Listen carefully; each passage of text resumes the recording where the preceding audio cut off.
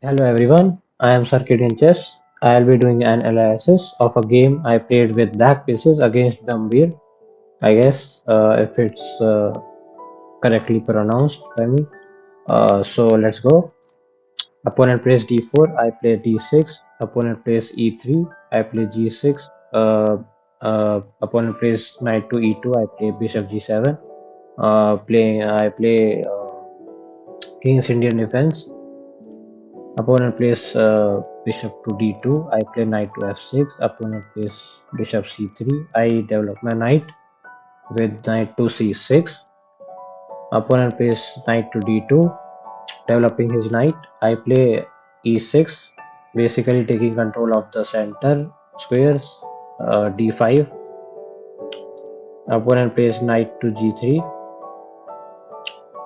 basically taking control of this center square. E4.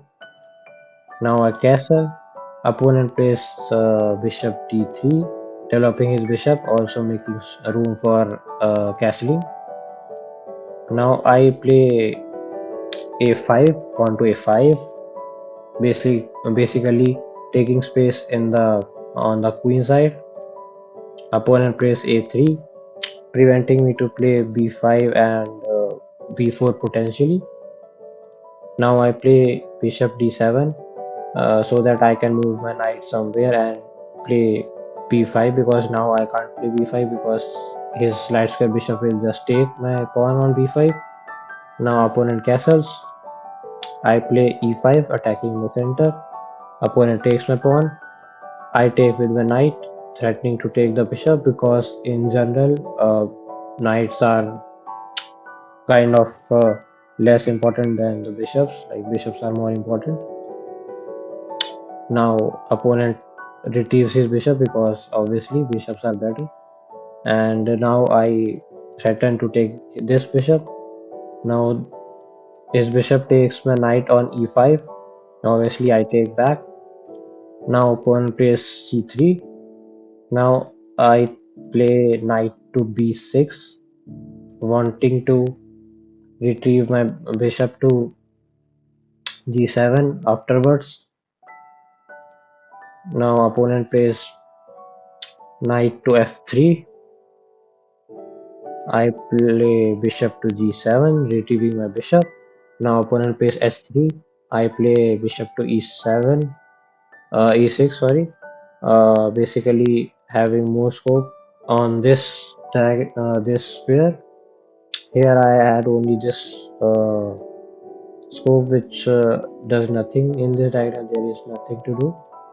So opponent plays rook c1, and I go knight to c4, threatening to take the pawn on b2. Now opponent takes my knight with his bishop. I take his bishop. Now opponent protects his rook from my bishop, as I was threatening to take it.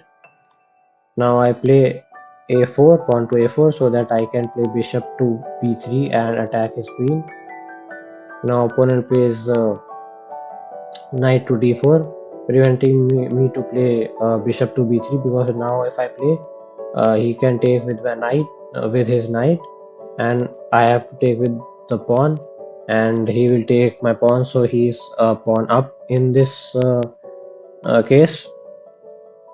So I simply go b5, protecting my bishop. Opponent retrieves back his knight. I don't understand this move. His knight was very good on this square. I guess he wanted to play for some uh, counterplay with his queen. Now I go bishop to b3, attacking his queen. He moves his queen. I retrieve back my bishop. Now he can't play pawn to b3, because I can simply take. Now opponent plays e4, pawn to e4, taking control of the center. Now I play rook to e4, e8, attacking the e4 pawn. Now opponent plays queen to f4, trying to go knight to g5 and uh, basically attacking the square. I'll go h5 so that I can move my king to h7, and then I can play bishop h6, attacking his queen and the rook. If his queen moves somewhere, I can just take his rook. Opponent plays knight to g5. Now it doesn't work because now I can go bishop h6, pinning his knight to the queen, and I have this double threat on his knight. So it's a blunder. I didn't see this move, bishop to h6, so I just went to queen f6. He traded the queens. He retrieved back his knight because I was attacking it. Now I go queen g7, protecting my bishop for future threats. Now opponent plays knight to d4. I don't know why it's a mistake per se. Let's see. According to computer, he was supposed to go to knight to d2. Engines are like very fascinating. I take his knight. He takes back my bishop with his pawn. I go pawn c6, taking control of this center square.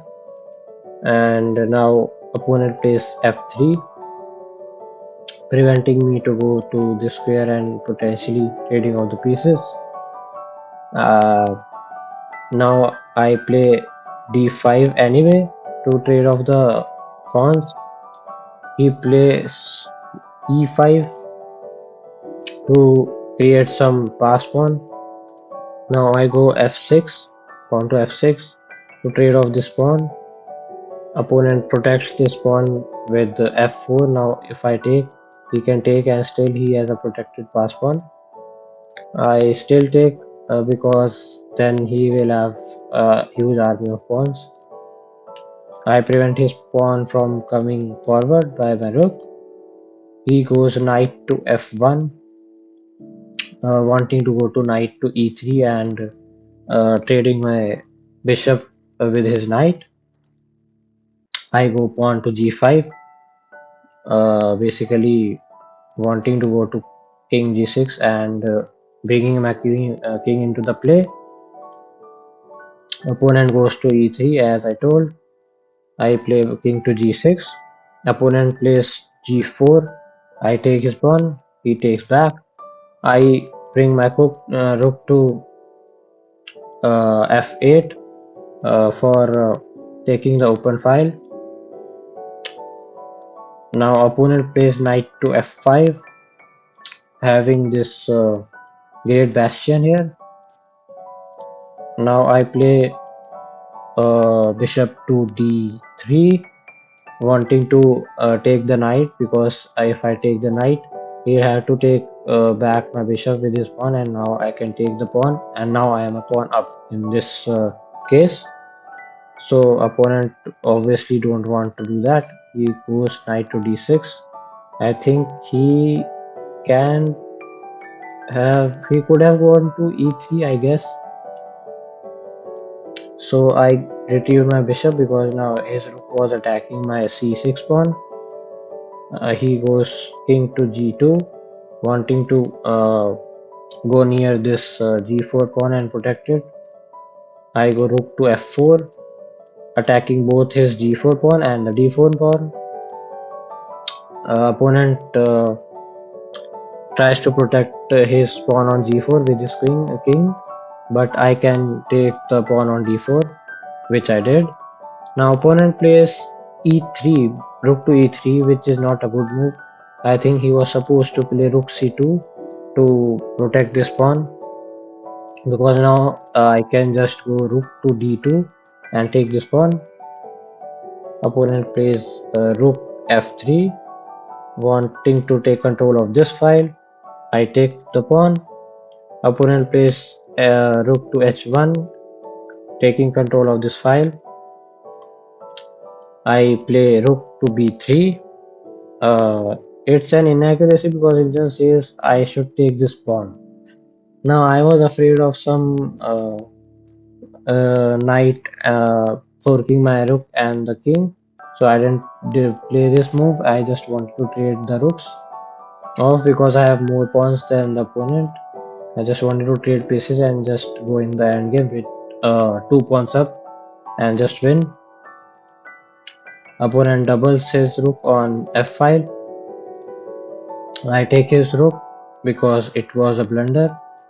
He didn't see my bishop attacking this f1 square. It's game over. He resigns and I got the win. So it's all for this video. I hope you like it. Thanks for watching. I see you in next video.